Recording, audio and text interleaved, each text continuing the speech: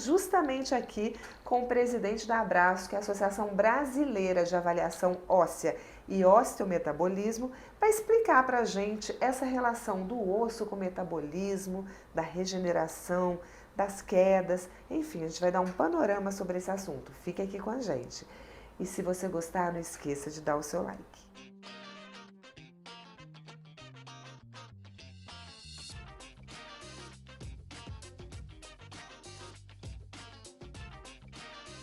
Dr. Francisco José Albuquerque de Paula, presidente da Abraço, aqui com a gente. Dr. Francisco, endocrinologista. Eu queria antes explicar para o meu público, que eu acho que, como eu também, não conhece, essa relação da endocrinologia com essa parte óssea, para a gente entrar nessa questão das quedas, do perigo de regeneração, da demora de regeneração, da importância da prevenção. Como é que a endocrinologia atua nesse processo? Renata, primeiro eu gostaria de agradecer o convite e eu gostaria de lembrar que a osteoporose é uma doença negligenciada. Cerca de 80% das pessoas que têm fratura por osteoporose não recebem nenhum tipo de cuidado com relação à prevenção de nova fratura e é um grupo com alto risco de fratura. Em relação às especialidades, na realidade a osteoporose, várias especialidades têm interesse e a nossa sociedade é composta por endocrinologistas, reumatologistas, ginecologistas e ortopedistas. Então, o atendimento da osteoporose é multidisciplinar e, apesar disso, é tão negligenciado. A gente vai saber, então, tecnicamente, o que é a osteoporose, porque a gente ouve, né, osteopenia, tem vários termos, né, acerca das doenças que comprometem ossos. A osteoporose, especificamente, é o quê? É uma doença que se caracteriza por uma fragilização dos ossos. A gente tem, durante a vida, a oportunidade de ganhar massa óssea durante as 2, no máximo 3 décadas de vida, as primeiras 3 décadas de vida. Depois vem um período também muito curto, em que a gente mantém a massa óssea relativamente estável. A partir dos 40 anos, a gente convive com a tendência de perda de massa óssea que persiste durante toda a vida. Então, como a meia-vida, a expectativa de vida, por exemplo, do Brasil é em torno de 73 anos, as pessoas vivem a maior parte da vida, quem tem uma vida longa, em uma situação de desvantagem em termos de manutenção da massa óssea. Mas há como reverter essa perda? Há como mitigar. Primeiro, a prevenção começa na infância, permitindo com que as pessoas alcancem o maior massa óssea possível para a sua genética. E como que é feito? Com prevenção, com exercício, alimentação correta, né? E evidentemente uma parte que é a genética.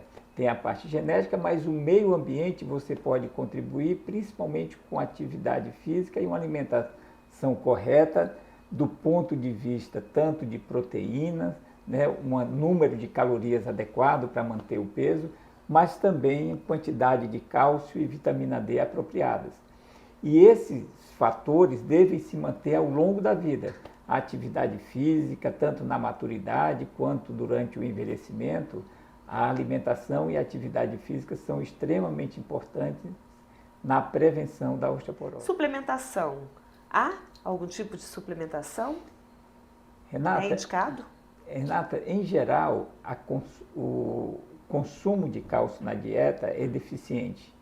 Então, é necessário que as pessoas saibam quais são os alimentos mais ricos em cálcio, e aqui eu já vou dizer, é muito conhecido, a questão do leite derivado são os alimentos mais ricos, e a gente deve ter na dieta cerca de em torno de 1 grama de cálcio por dia. Para se obter isso, nós temos que ter cerca de 3 porções de leite ou derivados durante o dia, todos os dias, porque a necessidade de cálcio é diária.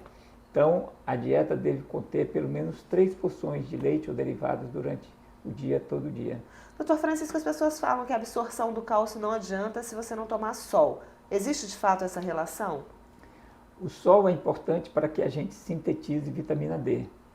Então, e a vitamina D, por sua vez, estimula a absorção de cálcio no intestino. Então, é importante que a gente tenha uma pequena exposição solar, basta, por exemplo, 20 minutos, 10 a 20 minutos, expondo 20% do corpo. O que vale dizer que a pessoa ficar com um short e uma camiseta expondo braços e pernas. Uma caminhada de 20 minutos. Numa caminhada de 20 minutos, né? Ter cuidado também, porque o excesso de exposição solar também não é benéfico. Nossa. É o que eu digo na vida, né, Renata? Equilíbrio. A gente precisa de equilíbrio, né? Quando a gente fala, qual é o diagnóstico? Como é feito o diagnóstico? O prognóstico a gente sabe que não é tão positivo. Então vamos primeiro para o diagnóstico. Como é que a gente verifica? Densitometria? É importante, Renata, chamar a atenção para esse aspecto com relação à densitometria. A densitometria é um exame que deve ser feito em todas as pessoas a partir de uma determinada idade. Ou seja, nas mulheres a partir dos 65 anos, independente de qualquer outro fator de risco. E nos homens a partir dos 70. Essa idade pode ser antecipada se a pessoa tem um fator de risco. Então vamos dizer uma pessoa que faz uso de glicocorticoide, que é um medicamento que tem como efeito colateral uma indução de osteoporose. Então, nessas pessoas, a gente pode antecipar o exame. Ou, então, uma pessoa muito magra, uma pessoa que tem má absorção intestinal. Aí a gente antecipa e, em geral, começa a partir dos 50 anos ou a partir da menopausa, no caso das mulheres. E é o exame que vai dar o diagnóstico? Tem outro tipo de diagnóstico? Tem outra forma, Renata, que é quando a pessoa apresenta uma fratura por fragilidade óssea. Então, quando uma pessoa tem uma fratura por fragilidade, aí o que é a fratura por fragilidade? Se espera que uma pessoa normal seja capaz de suportar uma queda da sua própria altura. Quando a pessoa fratura em uma queda da própria altura, isso é uma indicação forte da presença de osteoporose.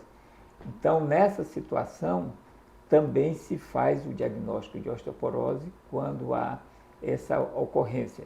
Então, a gente encara a fratura não como um acidente, mas um sinal de alerta de osteoporose. Isso é extremamente importante. Bom, tratamento. O tratamento hoje a gente dispõe, nós já falamos da prevenção com medidas gerais, com exercício, alimentação correta, e existem diversos medicamentos, Renato, que hoje podem ser utilizados e que diminuem o risco de fratura de uma maneira muito significativa. São dois principais grupos de drogas, que são as que têm a capacidade de diminuir a reabsorção óssea e as que têm capacidade de estimular a formação.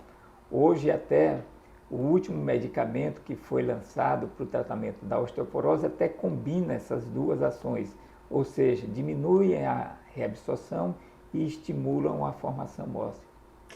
Vocês vão ter agora um congresso, né?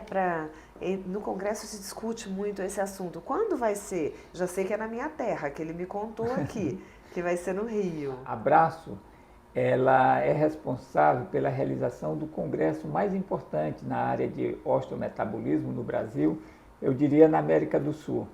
Esse congresso será realizado de 19 a 22 de outubro agora, nós estamos próximos, terminando os últimos preparativos. Nós vamos receber 10 convidados internacionais e mais de 80 pesquisadores brasileiros. Então, lá é o principal fórum hoje de debate no nosso país sobre osteoporose e outras doenças osteometabólicas. Só queria lembrar que é necessária a conscientização sobre a importância da osteoporose. A osteoporose, devido à fratura, principalmente a fratura de quadril, ela diminui muito a qualidade de vida porque tira a autonomia das pessoas. Então é importante, eu sempre cito uma pesquisa feita nos Estados Unidos por telefone a pessoas idosas e perguntava qual o maior medo das pessoas. E por incrível que pareça, o medo da morte ficou em 5º ou 6º lugar. E o maior medo é de perder a autonomia. E é isso que a osteoporose traz. Assim como quando a gente vê uma criança com uma fratura assistindo um jogo de futebol, o idoso perde sua capacidade de liberdade, né, de levantar de sua cadeira. Então, diminui muito a qualidade de vida e essa parte da saúde humana é muito negligenciada.